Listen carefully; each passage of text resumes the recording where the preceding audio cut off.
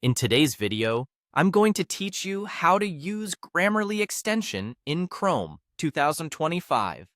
Full guide. First, open Google Chrome and head to Google. This is the quickest way to get to the official listing without typing a long web address. In the search bar, type Grammarly extension for Chrome and press enter. You're looking for the Chrome Web Store result for Grammarly. It should clearly reference Grammarly's grammar checker and AI writing tools.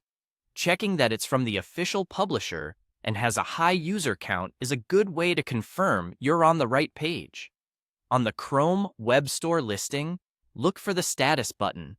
If it says added to Chrome, you're all set and the extension is already installed. That means you can immediately start using it in supported sites. If it isn't installed yet, click Add to Chrome, then confirm by clicking Add Extension. Chrome will download and verify the extension automatically. After a moment, you'll see a confirmation, and the Grammarly icon will appear in your extensions area. That's your sign. Everything is ready.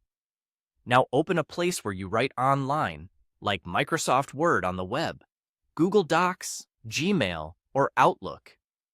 Once enabled, Grammarly starts checking your writing across the web wherever it's supported. You don't need to turn anything on manually, just start typing in a text box.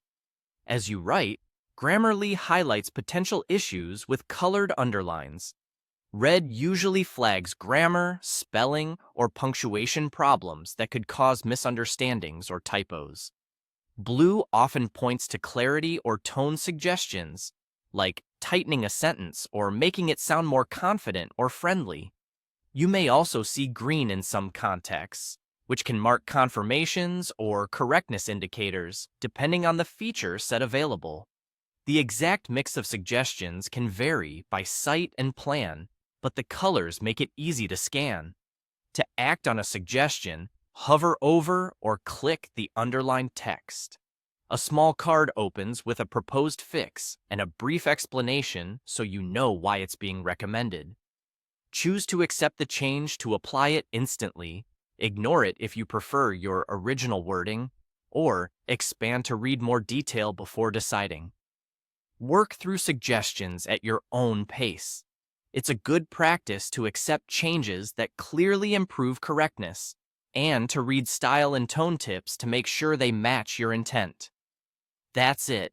You searched for the official Grammarly extension, added it to Chrome, and used it to review your writing with clear, guided suggestions. Happy writing?